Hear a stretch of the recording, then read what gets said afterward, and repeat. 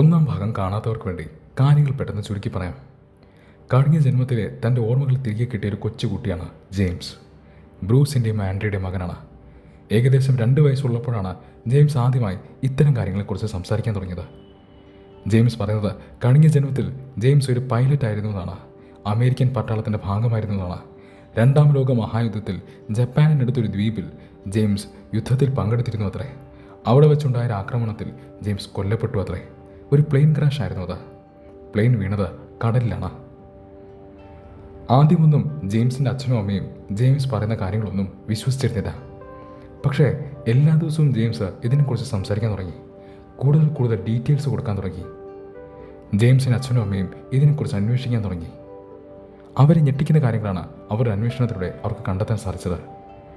James പറയുന്ന കാര്യങ്ങളെല്ലാം സത്യമാണ്. ജെയിംസ് നടന്നു എന്ന് പറയുന്ന സംഭവങ്ങൾ നടന്നതാണ്.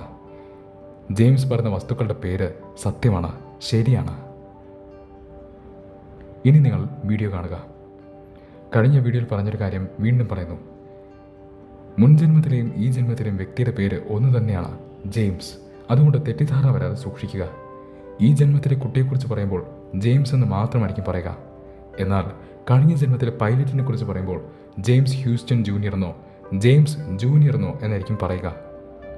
ഇനി നമുക്ക് വീഡിയോ തുടങ്ങാം. ജെയിംസിൻ്റെ അച്ഛനും അമ്മയും അമേരിക്കക്കാരാണ്, ക്രിസ്ത്യാനികളാണ്. അവർക്ക് പുനർജന്മങ്ങളിൽ വിശ്വാസമുണ്ടായിരുന്നില്ല. പക്ഷെ ഓരോ ദിവസം കഴിയുമ്പോഴും ജെയിംസ് പറയുന്ന കാര്യങ്ങൾ അവരത് അന്വേഷിക്കുകയും അതിൽ നിന്ന് അവർ കണ്ടെത്തുന്ന കാര്യങ്ങളും എല്ലാം കൂടി ആയപ്പോൾ ഈ വിഷയത്തിലുള്ള അവരുടെ വിശ്വാസവും അഭിപ്രായവും മാറി തുടങ്ങി.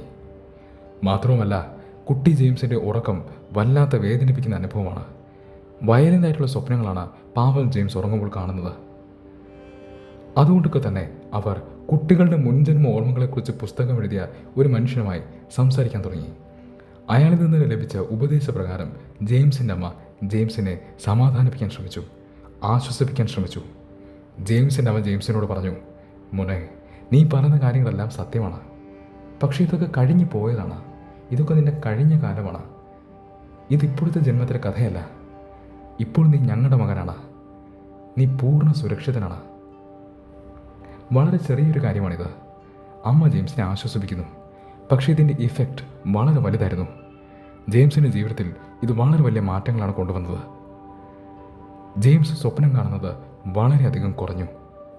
മാത്രവുമല്ല, സ്വപ്നങ്ങൾ കാണുമ്പോൾ പോലും അത് പഴയതുപോലെ വയലൻ്റ് ആയിരുന്നില്ല. ജെയിംസിന് കുറെ കൂടി സമാധാനമുള്ള ഉറക്കം കിട്ടിത്തുടങ്ങി. അങ്ങനെയിരിക്കെ ജെയിംസ് ചിത്രങ്ങൾ വരയ്ക്കാൻ തുടങ്ങി. എല്ലാ കുട്ടികൾക്കും ഈ പ്രായത്തിൽ ചിത്രം വരയ്ക്കാൻ വലിയ ഇഷ്ടമാണ്. ഡ്രോയിങ് വളരെ ഇഷ്ടമാണ്. ജെയിംസിനും ചിത്രങ്ങൾ വരയ്ക്കാൻ ഇഷ്ടമായിരുന്നു. പക്ഷെ ജെയിംസ് വരയ്ക്കുന്നത് സാധാരണ ചിത്രങ്ങളായിരുന്നില്ല. അതിന് 2 പ്രത്യേകതകളുണ്ടായിരുന്നു. ഒന്ന്, ജെയിംസ് വരയ്ക്കുന്നത് എപ്പോഴും യുദ്ധത്തിൻ്റെ കാഴ്ചകളാണ്. എല്ലാ ചിത്രത്തിലും യുദ്ധവിമാനങ്ങളുണ്ടാവും, പ്ലെയിൻ തകരുന്നതും അങ്ങനെ പലതരം കാഴ്ചകൾ ജെയിംസ് വരയ്ക്കുന്നു. 2, എല്ലാ ചിത്രത്തിലും ജെയിംസ് ഒപ്പിടുമായിരുന്നു. ഒപ്പ് വളരെ സ്പെഷ്യലായ ഒന്നാണ്. ജെയിംസ് എഴുതുന്നത് ജെയിംസ് 3 എന്നാണ്, ജെയിംസ് 3. ജെയിംസിൻ്റെ അച്ഛനും അമ്മയും വിചാരിച്ചത് 3 എന്നത് പ്രായമായിരിക്കുമെന്നാണ്. പക്ഷെ ഒരിക്കൽ അവനോട് അതവർ ചോദിച്ചു. കാരണം ജെയിംസിന് 4 വയസ്സായപ്പോഴും ജെയിംസ് ചിത്രത്തിന് താഴെ ജെയിംസ് 3 എന്ന് തന്നെയാണ് എഴുതിക്കൊണ്ടിരുന്നത്. അപ്പോൾ അത് പ്രായമല്ല എന്ന് മനസ്സിലായി. ജെയിംസിൻ്റെ അച്ഛനും അമ്മയും ജെയിംസിനോട് ചോദിച്ചു, എന്തിനാണ് നീ ജെയിംസ് 3 എന്നെഴുതുന്നത്? ജെയിംസ് പറഞ്ഞു, കാരണം ഞാൻ 3ാമത്തെ ജെയിംസ് ആണ് എന്ന്. ഈ സമയത്ത് ജെയിംസിൻ്റെ അച്ഛനും അമ്മയ്ക്ക് ജെയിംസിൻ്റെ കഴിഞ്ഞ ജന്മത്തിലെ പൈലറ്റിൻ്റെ പേര് എന്താണ് എന്നറിയില്ലായിരുന്നു. നിങ്ങൾക്കറിയാമല്ലോ, കഴിഞ്ഞ ജന്മത്തിലെ ജെയിംസിൻ്റെ പേര് ജെയിംസ് ഹ്യൂസ്റ്റൺ ജൂനിയർ എന്നാണ്. ചില ആൾക്കാർ അവരുടെ മക്കൾക്കും അതേ പേര് തന്നെ കൊടുക്കും. തോമസ് എന്നാണ് ഒരാളുടെ പേരെങ്കിൽ അയാളുടെ മകനും തോമസ് ജൂനിയർ എന്ന പേര് കൊടുക്കും. അതായത് കഴിഞ്ഞ ജന്മത്തിൽ പൈലറ്റിൻ്റെ പേര് ജെയിംസ് ജൂനിയർ എന്നാണ്. അപ്പോൾ അയാൾക്ക് തൊട്ടു മുൻപ് മറ്റൊരു ജെയിംസ് ഉണ്ടായിരുന്നു. അവിടെ 2 ജെയിംസായി. ഈ ജന്മത്തിലും കുട്ടിയുടെ പേര് ജെയിംസ് എന്ന് തന്നെയാണ്. അവനിത് അറിയാവുന്നത് കാരണമാണ് അവൻ ജെയിംസ് 3ാമൻ എന്നവൻ്റെ ചിത്രത്തിൽ ഒപ്പിടാൻ തുടങ്ങിയത്. ഈ സമയമെല്ലാം ജെയിംസിൻ്റെ അച്ഛനും അമ്മയും അവരുടെ കയ്യിലുള്ള ഇൻഫോർമേഷൻ വെച്ച് അന്വേഷണങ്ങൾ തുടർന്നു കൊണ്ടേയിരുന്നു. ജെയിംസ് ഒരുപാട് ഇൻഫോർമേഷൻ അവൻ്റെ അച്ഛനും അമ്മയ്ക്കും കൊടുത്തു കഴിഞ്ഞിരുന്നു. കഴിഞ്ഞ ജന്മത്തിൽ അവൻ ജോലി ചെയ്തിരുന്ന കപ്പലിൻ്റെ പേര്, നറ്റാമോ ബേ. അവൻ പറത്തിയ പ്ലെയിനിൻ്റെ പേര് കോർസെയർ. അവൻ്റെ യുദ്ധം നടന്ന സ്ഥലം ജപ്പാനിലെ ഈവോ ജീമ എന്ന ദ്വീപ്. അങ്ങനെ പലതരം ഇൻഫോർമേഷൻസിൻ്റെ സഹായത്തോടെ ജെയിംസിൻ്റെ അച്ഛനും അമ്മയും അന്വേഷണങ്ങൾ തുടർന്നുകൊണ്ടേയിരുന്നു. ഈ സമയത്ത് പല കോൺടാക്ട്സിൻ്റെ സഹായത്തിലൂടെ ജെയിംസിൻ്റെ അച്ഛന് ഒരു ഗോൾഡൻ ഓപ്പർച്യൂണിറ്റി കിട്ടി. ഒരു നല്ല അവസരം കിട്ടി. നറ്റാമോ ബേ റീയൂണിയനിൽ പങ്കെടുക്കാനുള്ള അവസരം. നറ്റാമോ ബേ എന്ന കപ്പലിൽ ജോലി ചെയ്ത ആൾക്കാരുടെ റീയൂണിയനിൽ പങ്കെടുക്കാനുള്ള അവസരം. ജെയിംസിൻ്റെ അച്ഛൻ ഈ പരിപാടിയിൽ പോയി. അവിടെ വച്ച് വളരെ വളരെ പ്രധാനപ്പെട്ട 2 കാര്യങ്ങൾ സംഭവിച്ചു. 2 അറിവുകൾ ജെയിംസിൻ്റെ അച്ഛന് ലഭിച്ചു. ഒന്ന്, ജാക്ക് ലാർസൺ എന്ന പേരുള്ള വ്യക്തി ഇതുവരെ മരിച്ചിട്ടില്ല. അയാൾ ജീവനോടെയുണ്ട്. അയാൾ ഈ പരിപാടിക്ക് വന്നില്ല, പക്ഷെ അയാൾ ജീവനോടെ എവിടെയുണ്ട്. 2, ഈവോ ജീമ ദ്വീപിൽ നടന്ന യുദ്ധത്തിൽ ഒരുപാട് ആൾക്കാർ മരിച്ചിരുന്നു. പക്ഷേ നറ്റാമോ ബേയിൽ നിന്നും പോയവരിൽ ഒരൊറ്റ ആൾ മാത്രമാണ് മരിച്ചത്. അത് പെൻസിൽവാനിയ എന്ന നാട്ടിൽ നിന്ന് വന്ന 21 വയസ്സുള്ള ഒരു പൈലറ്റാണ്. ആ പൈലറ്റിൻ്റെ പേര് ജെയിംസ് എം ഹ്യൂസ്റ്റൺ ജൂനിയർ. അത് ജെയിംസിൻ്റെ അച്ഛന് വളരെ വലിയൊരു ഷോക്കായിരുന്നു.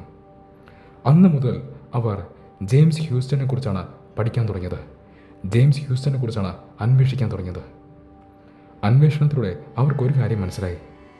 ജെയിംസ് ജൂനിയർ മരിച്ചത് ദ്വീപിൽ വെച്ചല്ല, കടലിൽ വെച്ചാണ്. ജെയിംസിൻ്റെ അച്ഛൻ അന്വേഷിച്ചപ്പോൾ മനസ്സിലാക്കാൻ സാധിച്ചത് ഇതാണ്. അവിടെ ഉണ്ടായ യുദ്ധത്തിൻ്റെ ഭാഗമായി 8 പൈലറ്റുമാർ നറ്റാമോ ബേ എന്ന കപ്പലിൽ നിന്നും പുറപ്പെട്ടു. അവർ ജാപ്പനീസ് ട്രാൻസ്പോർട്ട് വെസലുകൾക്ക് നേരെ അറ്റാക്ക് നടത്തി. ഈ ആക്രമണത്തിനിടയിൽ ജെയിംസ് ജൂനിയറിൻ്റെ പ്ലെയിനിന് വെടികൊണ്ടു. അത് തകർന്നു. അത് കടലിൽ വീണു. അങ്ങനെയാണ് ജെയിംസ് ജൂനിയർ മരിക്കുന്നത്. എക്സാക്ട്ലി ഇത് തന്നെയാണ് കുട്ടി ജെയിംസും പറഞ്ഞത്. ജെയിംസിൻ്റെ അച്ഛന് അന്ന് മനസ്സിലായി, അവരുടെ മകൻ ജെയിംസ് കഴിഞ്ഞ ജന്മത്തിൽ ജെയിംസ് ജൂനിയർ എന്ന ഈ പൈലറ്റായിരുന്നുവെന്ന്. വേറെയും ഒരുപാട് കാര്യങ്ങൾ ജെയിംസിൻ്റെ അച്ഛനും അമ്മയും തെളിവുകളായി പറയാറുണ്ട്. എന്നിരുന്നാലും അതിൽ പ്രധാനപ്പെട്ട ഒരു കാര്യം കൂടി പറഞ്ഞ് നമുക്ക് ഈ വീഡിയോ അവസാനിപ്പിക്കാം. ജെയിംസ് ജൂനിയറിൻ്റെ അവശേഷിക്കുന്ന ഒരേ ഒരു ബന്ധു ജെയിംസ് ജൂനിയറിൻ്റെ സഹോദരിയാണ്. നല്ല പ്രായമുള്ള സ്ത്രീയാണ് അവർ. ഏകദേശം 91 വയസ്സുണ്ട് ജെയിംസിൻ്റെ അച്ഛനും അമ്മയും ഇവരെ കണ്ടുപിടിക്കുമ്പോൾ. അവരുമായി ഇവർക്കൊന്ന് സംസാരിക്കാൻ അവസരം കിട്ടി. അന്ന് അവരെ അത്ഭുതപ്പെടുത്തുന്ന ചില കാര്യങ്ങൾ കുട്ടി ജെയിംസ് പറഞ്ഞു. ജെയിംസ് ജൂനിയറിൻ്റെ കുടുംബത്തിൽ മാത്രം അറിയാവുന്ന കാര്യങ്ങൾ ഈ കുട്ടി ജെയിംസ് പറയാൻ സാധിച്ചു.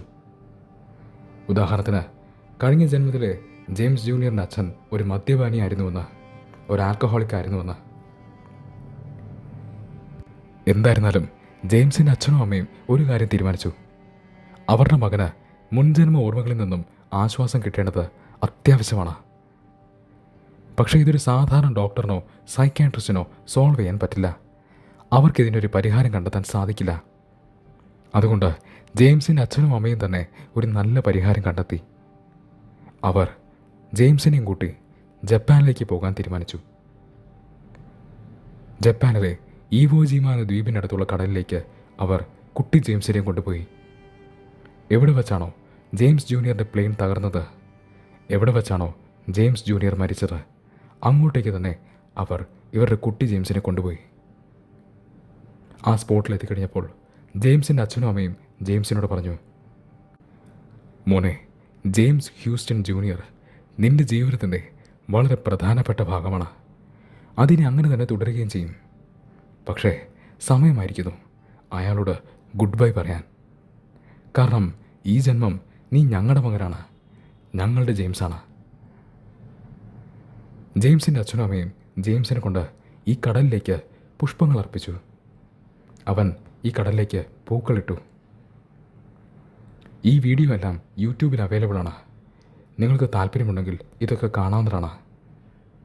ആ വീഡിയോയിൽ ജെയിംസ് നിർത്താതെ കരയുന്നത് നിങ്ങൾക്ക് കാണാൻ സാധിക്കും. ഒരു കൊച്ചുകുട്ടി. ജെയിംസിൻ്റെ അച്ഛനും അമ്മയും പറയുന്നത് അന്ന് ജെയിംസ് നിർത്താതെ 20 മിനിറ്റ് നേരം ആ ബോട്ടിലിരുന്ന് കരഞ്ഞു എന്നാണ്. പക്ഷേ അതൊരു അത്ഭുത ദിവസമായിരുന്നു. കാരണം അന്ന് മുതൽ ജെയിംസ് ജീവിതത്തിൽ സമാധാനം അനുഭവിച്ചു തുടങ്ങി.